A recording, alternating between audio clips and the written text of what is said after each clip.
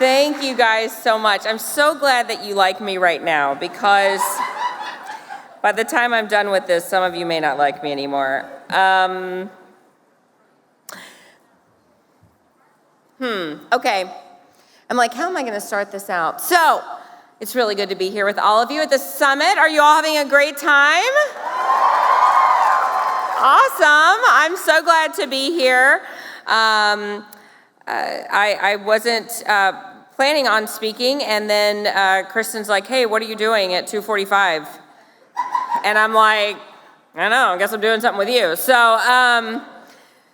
here I am. So I have been tasked to talk to you about third-party voting.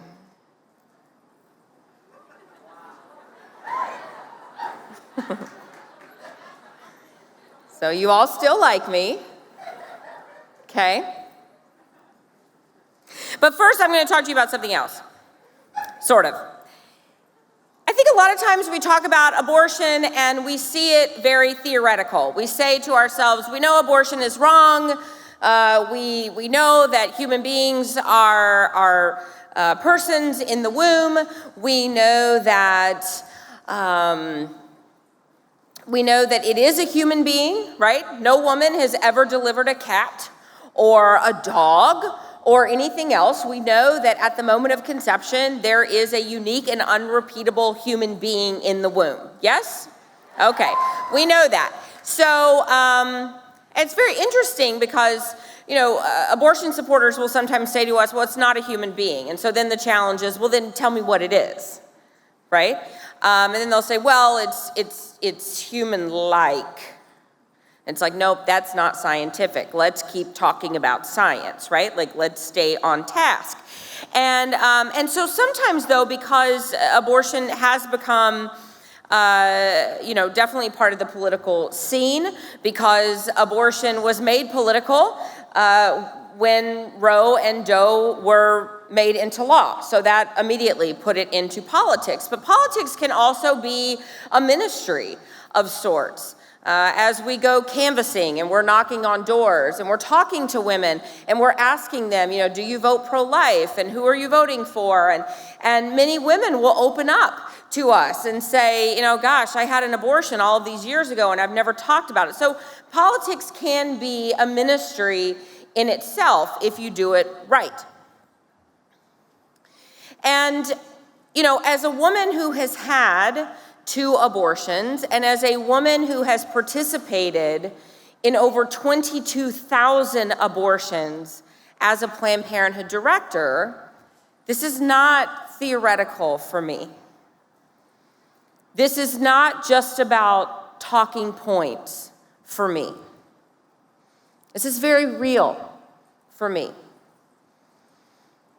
Because in 2003, I went through a medication abortion. And I was the person who reached down into my bathtub and scooped up my baby into my hands after it fell out of my body. I was the person who, with my hands, put my baby in a toilet. And I was the person who then had to make a decision. Do I actually have the guts to flush my baby down the toilet? And I did. I am the person who watched a 13-week-old baby fight and struggle for his life against abortion instruments. I am a person who has pieced the body parts of aborted babies back together. This is not in theory for me. And it is not in theory for the millions and millions of women who have had abortions. This is real life for us. It's not just a concept. Being pro-life is not just about holding a sign. It's real. And we have an election coming up in 2020.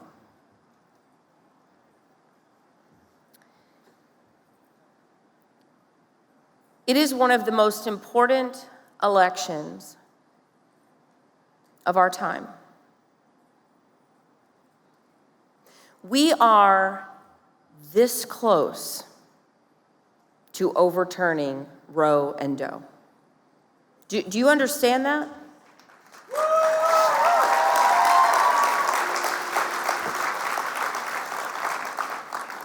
We are this close. We are so close, we can like almost taste it. It's right there in our grasp. And what does that mean if Roe is overturned? What does that mean? Does it mean that abortion is gone throughout the land? No, that's not what it means, but it means that it goes back to the states. And what it means is that about half of the states in the United States would make abortion illegal. And we know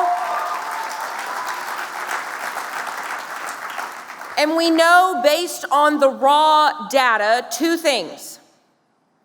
We know that when abortion is restricted, we know that women choose life. Now, abortion opponents will say, well, we don't know that. All they're doing is they're going underground. They're having these illegal abortions. But that actually is not what data shows us. What data shows us is that when abortion is restricted, not only do abortion numbers go down, but unplanned pregnancies also go down. Now, why would that be? Because now there's a certain responsibility put on us, right? We can no longer be reckless with our sexuality. We can no longer be reckless with life because we don't have this easy solution at our fingertips. So people start making better choices before a child is even conceived. And really, I am all about being pro-choice with your sexuality. Choose abstinence. Choose something better for yourself. Choose to wait for marriage.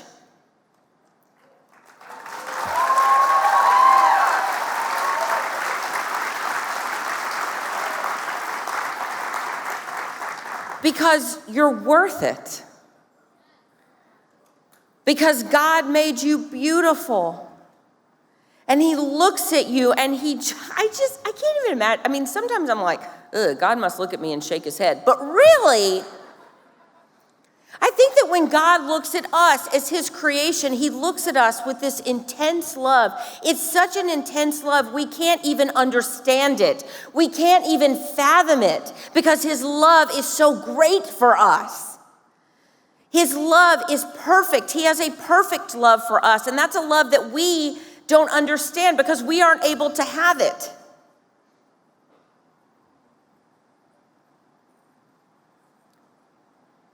"2020 could change everything. And if we get it wrong, guys, if we get this wrong, I want to explain to you what will happen. If one of the Democratic nominees becomes our president, every state legislative effort that has come to pass will be undone. Every one.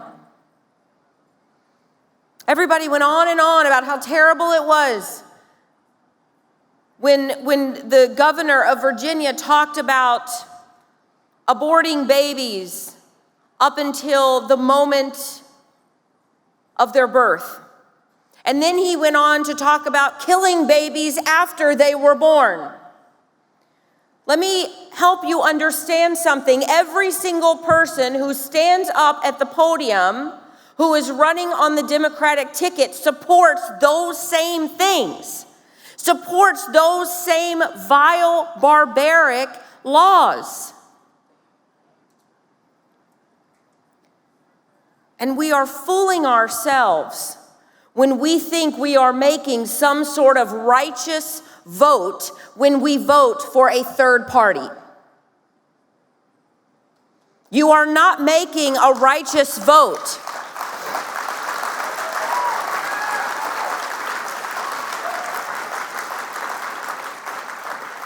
You are making the vote of a fool.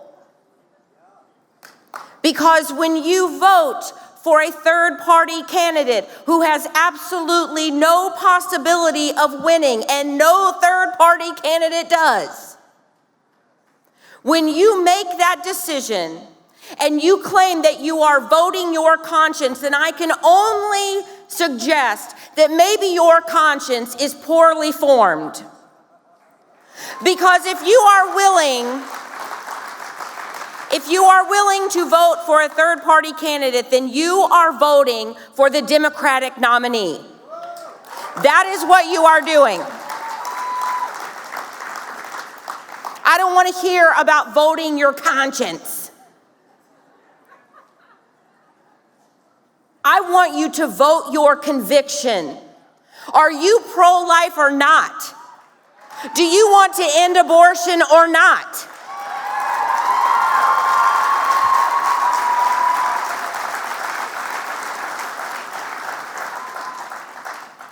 If this election goes how I think it's going to go, then whoever the winner is going to win by a small margin.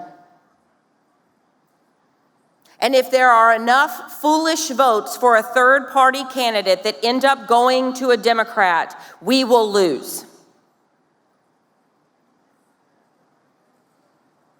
And you know what? Sometimes people say to me, Abby, I don't know how you can vote for that guy.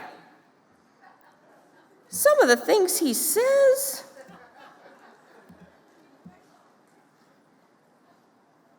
Do you know abortion has a smell? Abortion has a smell. It smells like blood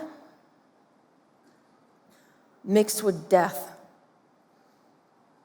It's a smell that I've never smelled at any other point in my life. And when you have smelled the death of the unborn,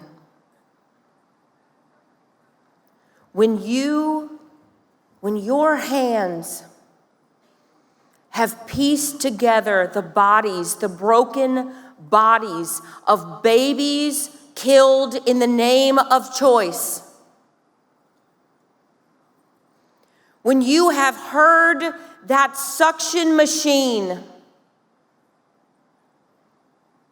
the sound of that suction is so distinct. And you know, the doctors begin the abortion procedure and they're waiting to hear one noise. And it is a loud and violent noise of suction. And until they hear that noise, they know that the abortion is not complete. You know what that noise is? It's the baby's head being suctioned through that suction tube. When you have heard the sounds of abortion, you don't have time to waste on a third-party vote. You don't have a vote to waste because lives are literally on the line. And you know what? I don't care what he says on Twitter. I care what someone is doing for the unborn.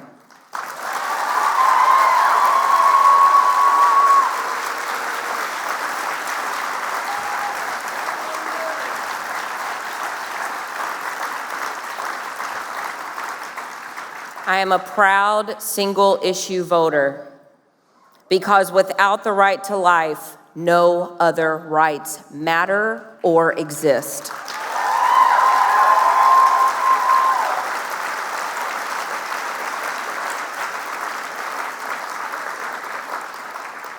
Don't be ashamed. Don't be ashamed of your vote. Don't be ashamed to wear that pin, to stick that sign in your yard. Because when you cast your vote, you are voting to protect life. You're not voting for a personality. You are voting for the unborn. Thank you all so much, and God bless you.